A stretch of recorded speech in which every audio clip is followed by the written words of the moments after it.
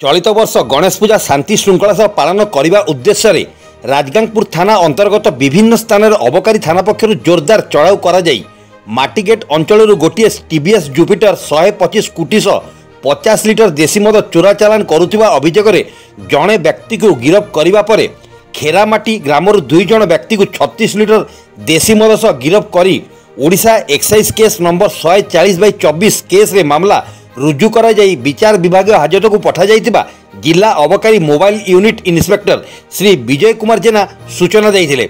उक्त चढ़ाऊ कार्य राजगांगपुर अबकारी अधिकारी श्री सत्यजित सामल एएसआई एक्साइज सौदामिनी बंचर शरत नायक जोगेन्द्र भित्रिया ज्योति केरकेटा बहु कन्स्टेबल सामिल होते। आसंता काली गणेश भसाणी उपलक्षे राजगांगपुर अंतर्गत समस्त मद दुकान सील करा जाइथिबा अबकारी इन्स्पेक्टर सूचना देइथिले। एवं सेटा परदिन खुल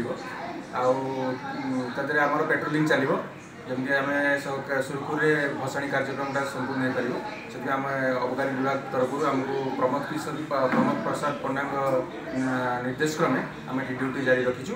हाँ आम काली गोटे केस करूँ माटी गेट पाखे आम गोटे बाइक धरिकी आसलु जड़े चालक बाइक मद नहीं आसुले स्कूटी गोटे धरा पड़ी अवश्य से धरिकी आम काली कोर्ट फरवर्ड करूँ आउ विभिन्न प्रकार जगार आम मद सीज करूँ लोक को भी आनी फरवर्ड करूँ कार्यक्रम जारी रखी। सर जो स्कूटी जो मद नहीं जाऊला केटे लिटर था 50 लिटर थी सर मद एवं एपरी कार्यक्रम जारी रही सर जारी रही। सुंदरगढ़ जिला राजगांगपुर देवव्रत मित्र रिपोर्ट क्रांति ओडिशा।